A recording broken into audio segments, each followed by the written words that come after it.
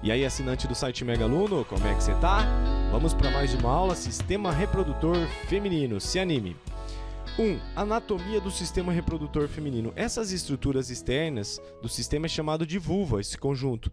Temos aqui o grande lábio, o pequeno lábio. O grande lábio tem uma camada gordurosa mais saliente, e aqui se encontram pelos pubianos. No pequeno lábio você não encontra pelos pubianos, e esses lábios eles delimitam a entrada da vagina. A abertura da vagina, a entrada do sistema reprodutor feminino, é aqui que entra o pênis para a cópula, e a abertura da uretra, entrada do sistema excretor. Para você, como eu, que até os 15 anos de idade achava que a mulher fazia xixi também pela vagina, você se engana. Temos aqui uma abertura da uretra, que é a entrada do sistema excretor. E a abertura da vagina, a entrada do sistema reprodutor. Ao contrário do homem, que ali desemboca o sistema reprodutor e excretor, na mulher esses sistemas são separados. O clitóris, que é um órgão erétil dotado de grande sensibilidade, possui uma glande, estimulado, dá prazer para a mulher. Então, o sistema urogenital é separado. 2. Parte interna da vagina e útero. A vagina ela se estende do colo do útero até a vulva, a abertura da vagina. Tem de 10 a 14 centímetros esse canal. Ele se dilata para passar a criança, para passar o bebezinho. O ímen, que não está muito bem ilustrado aqui, mas só sabendo que é uma região onde se localiza o ímen, é uma película protetora. Ela impede a entrada de micro-organismos, é uma barreira contra a entrada de micro-organismos, impedindo assim a infecção de vagina. Está presente em crianças. Tá? Na criança, esse ímen é uma película mais grossa. Quando vai chegando à puberdade, essa película ela vai ficando mais delgada, mais fininha. O ímen é uma película que delimita a entrada da vagina, protege contra a infecção na infância e rompido geralmente no primeiro ato sexual. Existe um mito que sai muito sangue quando se rompe o ímen, mas tudo isso é um mito, tá? Claro, existem casos que a pessoa que não é normal, que esse ímen é muito grosso, espesso, aí sim pode sangrar um pouquinho mais, mas normalmente as mulheres em sua primeira relação sai sangue, ela vê só depois o sangue quando coloca a calcinha, né? Aí ela consegue ver, e lógico, depende muito do homem também fazer o serviço certinho, né? Se o homem manja dos paranauê, ele vai fazer certinho, não vai ser tão desagradável a primeira relação. A vagina, ela comunica o útero com o meio externo e possui em média 10 centímetros de comprimento. Dilata-se durante o parto e ato sexual. O útero é um órgão muscular oco. Oco porque ele vai receber o embrião, o embrião vai se desenvolver dentro do útero e ele também tem por função expulsar o embriãozinho por meio de contrações musculares. Ele expande-se durante a gravidez, aumenta até 50 vezes o seu tamanho. E o miométrio é um tecido muscular. É importantíssimo as contrações do útero para a expulsão do bebê. E o endométrio, mucosa que reveste o útero. É no endométrio, pessoal, o local onde ocorre a nidação, a fixação do embrião. Logicamente, para o embrião se fixar num lugar, esse lugar ele tem que ser rico em vasos sanguíneos. O endométrio ele é rico, ele é bem vascularizado, ok? O colo do útero, aqui o colo do útero, também chamado de cérvix, é a porção estreita do útero, local típico de ação do vírus HPV, que eu vou falar na aula sobre os vírus. Vou falar desse vírus aqui, o HPV. Então, nós temos aqui um colo do útero normal e aqui um colo do útero começando um processo de câncer, tá? Com células cancerígenas. É um local típico da ação do HPV, sendo que 95% da ação do HPV é no colo do útero, onde os seus efeitos são mais fatais. É o segundo câncer das mulheres mais perigoso. A tuba-uterina, antes trompa de Falópio, um termo antigo, comunica as gônadas, ou seja, aqui os ovários, com o útero. 3. Tuba-uterina, antiga trompa de Falópio, comunica as gônadas femininas, os ovários, ao útero. É o local onde ocorre a fecundação. A tuba-uterina possui 3 partes: o terço proximal, o terço médio e o terço distal. é no terço distal que ocorre a fecundação. É aqui que os espermatozoides, ou melhor, o espermatozoide, encontra o ovócito secundário. Aí começa aquele período de segmentação ou clivagem, forma o zigoto, a mórula, a blástula. Na fase de gástula ocorre a nidação, que é a implantação do embrião no endométrio. Existe um quadro chamado gravidez ectópica, em que o embrião ele não se desenvolve no endométrio, na cavidade uterina, mas sim em outras regiões, como, por exemplo, nas tubas uterinas, ele pode se desenvolver no colo do útero, aqui embaixo, até mesmo dentro do ovário. É claro que isso leva a complicações seríssimas para as gestantes. Entre essas regiões, é mais comum aqui nas tubas uterinas. A gravidez ectópica é uma complicação da gravidez, no qual o embrião se implanta fora da cavidade uterina. 4. Ovários. Os ovários eles são as gônadas femininas. São eles que produzem os gametas da mulher. Lembrando que na mulher, os gametas se encontram no estágio mais avançado já da gametogênese. Lembra da aula de gametogênese, né? Eles se encontram no estágio de ovócito secundário. Secundário porque eles estão prestes a terminar a segunda divisão da meiose. Então funciona mais ou menos assim o ciclo reprodutivo de uma mulher. Quando chega a puberdade, quem que é a campainha da mulher? É a hipófise. A hipófise produz um hormônio chamado hormônio FSH. O FSH, hormônio folículo estimulante, olha o nome, folículo estimulante, estimula o desenvolvimento desse folículo, folículos de Greff. Esses folículos eles são os portadores do ovócito secundário, do gameta feminino. E normalmente eles liberam um desse por mês. Se você analisar o ovário, você vai enxergar lá diversos folículos em diversos estágios de maturação. Mas normalmente a liberação de um ovócito secundário por mês. Então o FSH ele desenvolve o folículo e também o ovário como um todo, né? O ovário dá aquela inchada quando a mulher chega à puberdade, a moça chega à puberdade. O folículo ele vai se desenvolvendo, ó, ele ganha camadas extras, ganha camadas pluristratificadas e ele começa a secretar estrogênio. Estrogênio que é o hormônio sexual feminino, características sexuais femininas. Faz o endométrio crescer, né? Desenvolve o endométrio.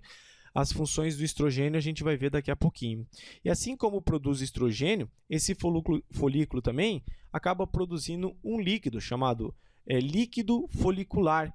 E esse líquido vai empurrando o ovócito secundário, né? A pressão da água acaba empurrando esse ovócito secundário. E quando chega mais ou menos na metade do ciclo reprodutivo, aumenta a concentração de LH. Isso porque o estrogênio, que está sendo produzido por esse folículo, vai lá na hipófise e fala: hipófise, para de produzir FSH e agora você vai começar a produzir LH. Então, quando a hipófise secreta LH, ocorre o que? A ovulação. Tá? A gente vai revisar tudo isso aqui daqui a pouquinho. Então, a ovulação ocorre quando há o pico de LH na corrente sanguínea. Por que o LH é chamado de hormônio luteinizante? Porque ele secreta, pessoal, um lipídio chamado luteína. A luteína é um lipídio cor amarelada que faz com que o folículo se transforme nessa massa amarela aqui, ó, chamado de corpo lúteo. Então, a luteína é que transforma o folículo nesse corpo lúteo. E esse corpo lúteo, ou corpo amarelo, ele tem função endócrina. Ele produz progesterona e também o estrogênio. Espero ter ficado bem claro o ciclo reprodutivo e daqui a pouco a gente vai revisar tudo isso aqui na forma de gráfico, tá? Mas é bom a gente introduzir isso e agora a gente vai falar dos hormônios femininos, o estrogênio e a progesterona. O ciclo menstrual e os hormônios. Já estudamos os hormônios gonadotróficos na aula de sistema endócrino, FSH e LH, são os hormônios gonadotróficos porque eles agem nas gônadas. Agora vamos ver aqui os hormônios ovarianos, os hormônios produzidos pelo ovário. O estrógeno ou estrogênio, ele é produzido pelos folículos ovarianos, estudamos agora há pouco os folículos de Greff, e eles determinam o aparecimento das características sexuais secundárias na mulher. As mamas, os pelos pubianos, o acúmulo de gordura em algumas regiões do corpo, por exemplo, no quadril, no bumbum, né? A mulher acumula mais gordura no bumbum, no quadril, na pelve. Estimula o desenvolvimento do endométrio para receber o embrião. É o estrogênio que causa uma proliferação celular no endométrio. Isso é importante para receber o embrião, porque o embrião vai se instalar no endométrio. Induz o amadurecimento de órgãos genitais. Prepara a mulher, então, para a cópula, para o sexo. E para isso precisa de desejo, né? E o estrogênio também fornece o libido sexual para a mulher ter prazer em fazer sexo. Aliás, prazer é necessário para a reprodução. Progesterona você tem que associar como o hormônio da gravidez, porque sempre quando a mulher está grávida, esse hormônio ele se mantém os níveis de progesterona no sangue. Então, a progesterona ela é produzida pelo corpo amarelo, que se origina do folículo ovariano rompido durante a ovulação. Juntamente com o estrogênio, a progesterona atua preparando a parede do endométrio uterino para receber o embrião. Enquanto o estrogênio ele causa ali uma proliferação celular, faz aumentar o endométrio, a progesterona ela desenvolve glândulas no endométrio e também estimula o desenvolvimento das glândulas mamárias. Com progesterona, lembra, a mulher fica gostosona. Ciclo menstrual. Professor, que horror, quanto gráfico, quanta informação, vou me perder. Passo a passo você vai ver que isso aqui é tudo muito fácil. Com os slides, vai apontando as setinhas aí, eu sei que você não vai se perder. Nós vamos tirar de letra esse ciclo menstrual. Antes, você tem que entender o seguinte, que quem faz a manutenção do endométrio é estrogênio e a progesterona. Sem esses dois hormônios, ocorre a descamação do endométrio e, por consequência, a menstruação. Então, nós vamos começar o nosso ciclo aqui. Quando começa o ciclo menstrual? O ciclo menstrual tem início no primeiro dia da menstruação. Primeiro dia da menstruação. Começou a menstruar, aí inicia o ciclo menstrual na mulher. E vai mais ou menos aí do primeiro até o quinto dia. Só para antecipar também, nós temos aqui a fase folicular, a presença dos folículos de Greff, e também a fase lútea, presença do corpo amarelo. Vamos lá. No início do ciclo, o FSH induz o desenvolvimento dos folículos ovarianos. Tudo começa aqui então com o FSH produzidos pela hipófise, liberados pela hipófise, que faz desenvolver o folículo. Então, esse folículo estava pequenininho, começa a crescer, folículo primordial, folículo em crescimento, folículo maduro.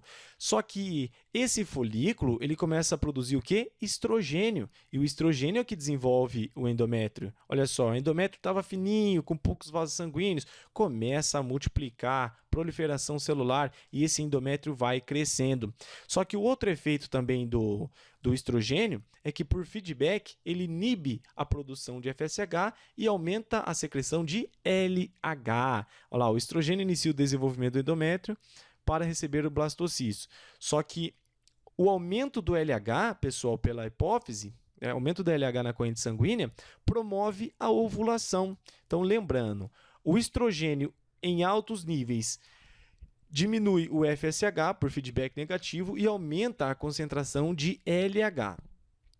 No 14º dia do ciclo menstrual, ali bem no meinho, 14º dia, na metade do ciclo, ocorre um fenômeno muito importante, que é a ovulação. No 14º dia do ciclo menstrual, o hormônio LH atinge níveis máximos e ocorre a ovulação, liberação do ovócito secundário ou óvulo, se assim você chamar.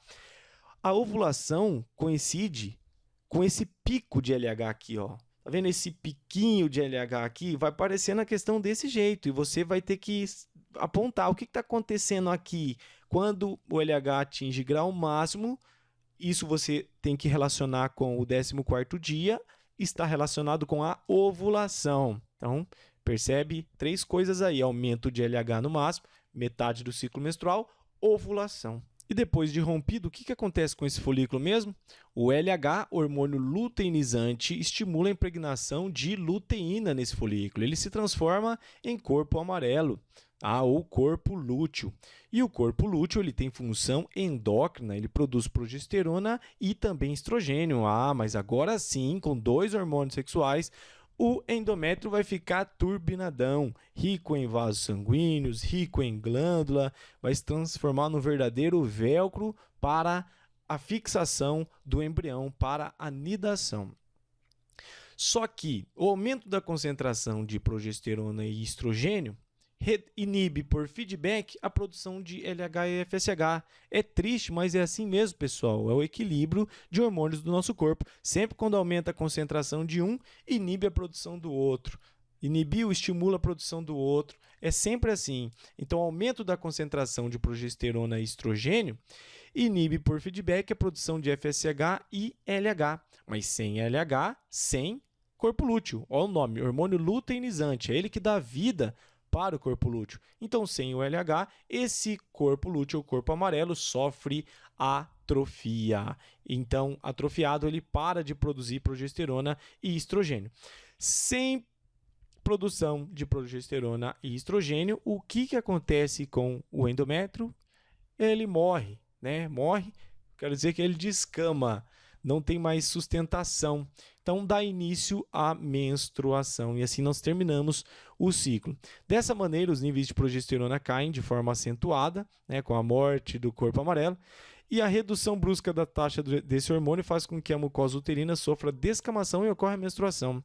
É esse o ciclo que ocorre quando o ovócito secundário não encontra o ovócito, não houve fecundação. Se por acaso o ovócito encontra um espermatozoide, um se envergonhão do espermatozoide ali, a história muda e muda bastante, não é?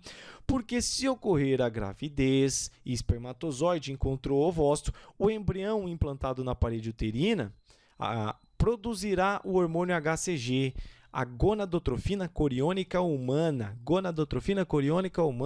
o qual estimulará o corpo lúteo a manter a produção de progesterona e estrogênio. Então, esse HCG ele vai agir como uma gonadotrofina, ele vai agir como o LH, ele vai fazer o papel do LH e vai manter vivo esse corpo amarelo. Mantendo vivo o corpo amarelo, ele continua produzindo progesterona e estrogênio. E a progesterona e estrogênio não deixa descamar o endométrio, não deixa ocorrer menstruação. Claro que não pode ocorrer menstruação, afinal, o endométrio está cuidando do nosso embriãozinho aqui. Então, esse endométrio vai manter aí por 9 meses o nosso embriãozinho. Por volta do 4º mês de gestação, o corpo lúteo degenera-se e a placenta passa a produzir estrógeno e progesterona, mantendo a mucosa em contínua proliferação. Então, depois do 4º mês, já estudamos na aula de embriologia, a placenta é que produz a progesterona e estrogênio. Então, não precisa desse carinha mais produzindo progesterona e estrogênio. A placenta produz o hormônio e o endométrio, então, ele se mantém cuidando muito bem do embrião. Então, é isso que acontece no ciclo menstrual, com fecundação aqui e sem fecundação em amarelinho, tá, pessoal? Uma breve revisão para a gente captar alguns detalhes aqui do ciclo menstrual. Existe uma fase folicular, uma fase lútea, presença do corpo amarelo. Aqui o gráfico, os hormônios gonadotróficos, aqui os hormônios ovarianos, estrogênio e progesterona. Se tivesse que colocar numa certa ordem esses hormônios, eu colocaria o ciclo menstrual começa com FSH, primeiro lugar, depois estrogênio, segundo lugar, começa a produção de estrogênio.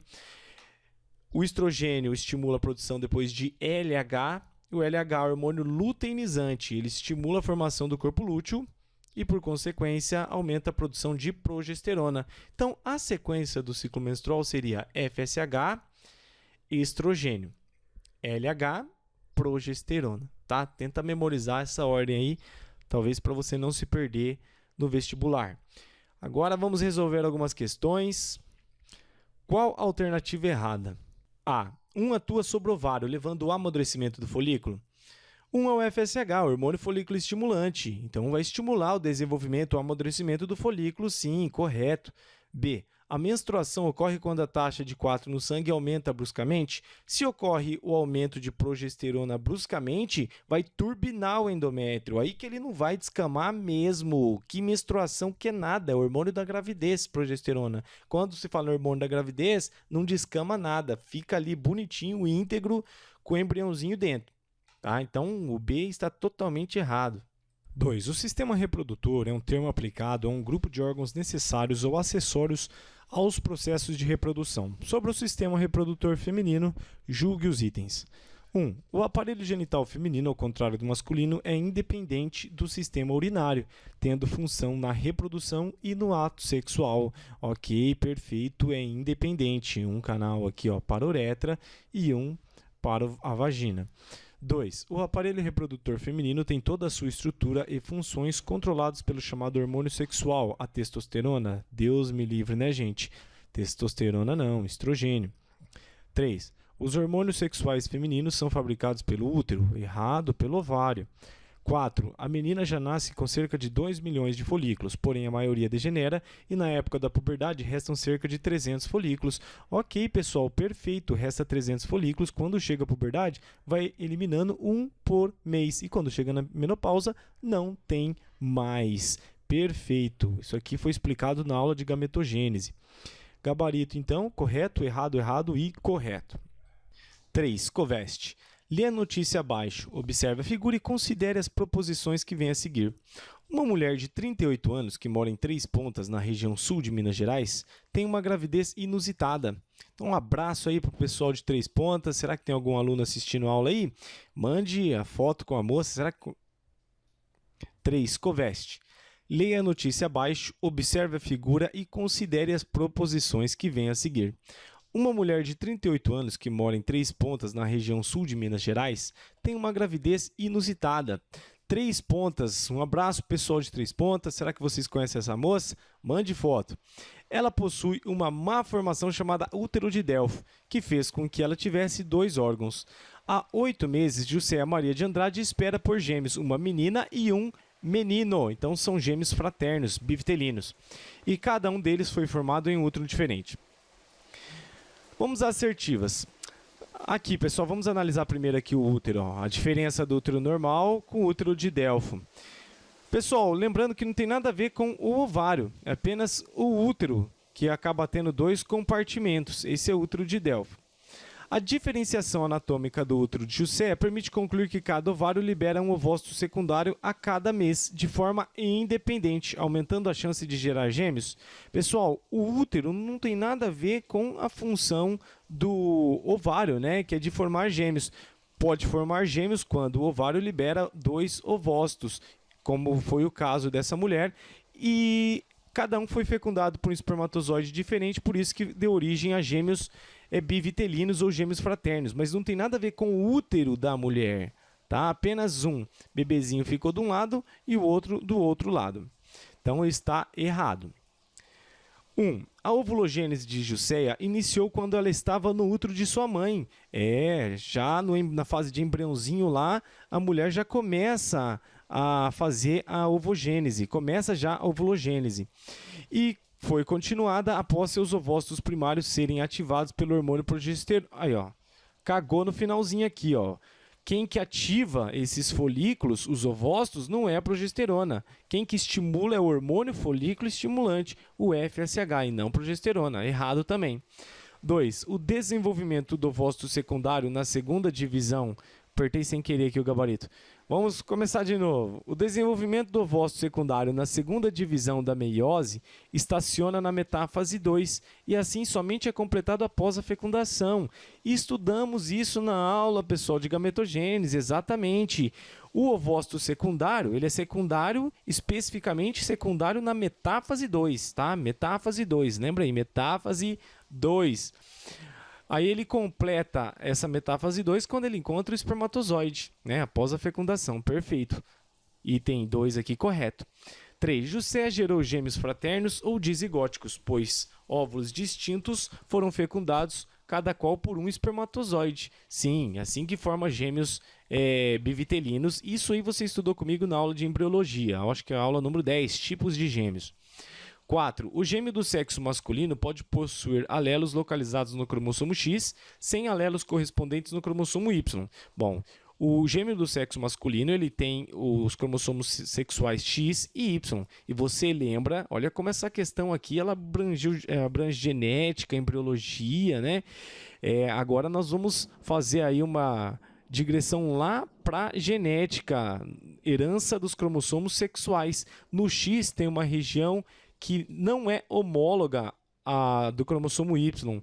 Então está correto, né? O gêmeo do sexo masculino pode possuir alelos localizados no cromossomo X, é uma parte do X, sem correspondência com o cromossomo Y. São aquela herança ligada ao sexo que você estudou comigo em genética. Então o gabarito é falso, falso, verdadeiro, verdadeiro e verdadeiro. Uma questão bem bacana, uma questão nota 10, viu, para essa questão aí. 4. No esquema abaixo, que mostra parte do aparelho genital feminino, em geral, os fenômenos de nidação, fertilização e segmentação do ovo ocorrem respectivamente nas regiões indicadas por. No 3 ocorre a nidação. No 1 ocorre a fertilização e em 2 a segmentação ou clivagem. Então fica 3, 1, 2. Nosso gabarito é A. Questão 5. A figura mostra relações entre os hormônios hipofisários e ovarianos. Os números 1, 2, 3 indicam, respectivamente, aquele esqueminha que a gente viu quando a gente estudou o ovário. Qual que é a sequência dos hormônios mesmo? Tudo começa com o hormônio folículo estimulante. Estimulou o desenvolvimento do folículo, o folículo secreta estrogênio, o estrogênio faz o elo aqui, né? Inibe FSH e estimula a produção de LH. Lembra da sequencinha, né? FSH, estrogênio, LH e progesterona. Então, o nosso gabarito elefante, FSH, estrogênio e LH. 6. Na figura abaixo, vemos o interior de um ovário humano em desenho esquemático. Os números 1 e 2 indicam, respectivamente, 1, folículo maduro. Aqui os folículos se desenvolvendo, né? Aqui você vê um folículo grandão, bem maduro, cheio de líquido no seu interior. Esse é o folículo de Grefg maduro. E aqui é o corpo lúteo. Gabarito B. 7. Na espécie humana, após a fecundação, verifica-se a suspensão da menstruação. Por quê? Por que para a menstruação? Porque tem alguém financiando progesterona, o hormônio da gravidez. Então, nós estamos naquele caminho. Teve fecundação? Teve. Então, o nível de progesterona ele tem que se manter alto no sangue da mulher. Por quê? A progesterona é o hormônio da gravidez. Então, por consequência, o útero não vai descamar, não vai ter menstruação. Vamos ler de novo o enunciado. Na espécie humana, após a fecundação, verifica-se a suspensão da menstruação. Por quê? A placenta em formação produz um hormônio que mantém o corpo lúteo funcionante. Perfeito, pessoal. A placenta em formação, ela secreta o hormônio gonadotrofina coriônica, que faz o papel do LH, mantém o corpo lúteo funcionante. E o corpo lúteo produz progesterona, que é o hormônio da gravidez, que vai manter o endométrio bem irrigado, bem turbinado, e assim não vai ter menstruação. Gabarito A. Questão 8. A gonadotrofina coriônica, olha ela aí de novo, aparece no sangue da mulher cerca de uma semana após a implantação do zigoto da parede uterina. Uma semana. Sobre o HCG, todas as afirmativas são corretas, exceto A. Possibilita um teste clínico para a gravidez? Possibilita sim. A mulher, quando está grávida, já na primeira semana, como mostra aí, a placenta produz o HCG e esse HCG ele é detectado na urina. Então, a mulher faz aquele exame lá da urina e, por meio desse exame, dá para saber se ela está grávida ou não. É produzida somente nos primeiros meses de gestação? Não, pessoal. Correto, pessoal. É produzida somente nos primeiros meses de gestação. A placenta é quem produz para manter o corpo lúteo. Depois o corpo lúteo sofre atresia e não precisa mais do HCG. Aí a própria placenta produz a progesterona. Então a HCG é produzida somente nos primeiros meses de gestação. Aqui uma questão bem legal para resumir as funções desse hormônio. C. Mantém o corpo lúteo funcionante? Sim, o HCG é sinônimo de LH. Tem a função do LH, que é manter o corpo lúteo funcionante, e o corpo lúteo secreta progesterona. É produzida pela hipófise no início da gravidez? Que hipófise que é nada? Quem produz o HCG é a placenta, gonadotrofina coriônica. O que é coriônica? Essa corion está presente aonde? Na placenta. Tá? O próprio nome já fala. Quem estudou embriologia comigo sabe. Coriônica, o corion, está presente na placenta. Tá? Então, a alternativa D está incorreta. Vamos ver aí aqui. É funcionalmente substituída pela progesterona? Com certeza, porque o HCG ele tem que estimular o corpo lúteo para o corpo lúteo produzir a progesterona. Então, por que não produz progesterona de uma vez? Né? Então, está correto, é funcionalmente substituída pela progesterona. Encurta o caminho aqui para a produção de progesterona. Nosso gabarito dado. 9. FUVEST. O gráfico a seguir representa as variações das concentrações plasmáticas de dois hormônios ovarianos durante o ciclo menstrual de uma mulher. Quais são os hormônios ovarianos? Estrogênio e progesterona. Então, ele não quer saber de hormônios, os gonadotróficos, FSH e LH. Quais são, respectivamente, os hormônios A e B? Lembra da sequencinha que eu falei para você memorizar? Primeiro vem quem? O estrogênio. Depois, por fim, a progesterona. Só sabendo isso, você já acertaria a questão. Então, gabarito, estrogênio, progesterona e de eternidade. E assim a gente acaba mais uma aula. E próxima aula, métodos contraceptivos. Nós vamos falar de camisinha, DIU, anticoncepcionais. Você não pode perder essa aula. E falamos tanto em feedback que eu gostaria de um feedback seu aí embaixo. Falar um pouco sobre a aula, se você gostou do método, achou legal, faltou alguma coisa. Fique à vontade para sugestões. Carinha, a gente se encontra na próxima videoaula então. Forte abraço e continue estudando.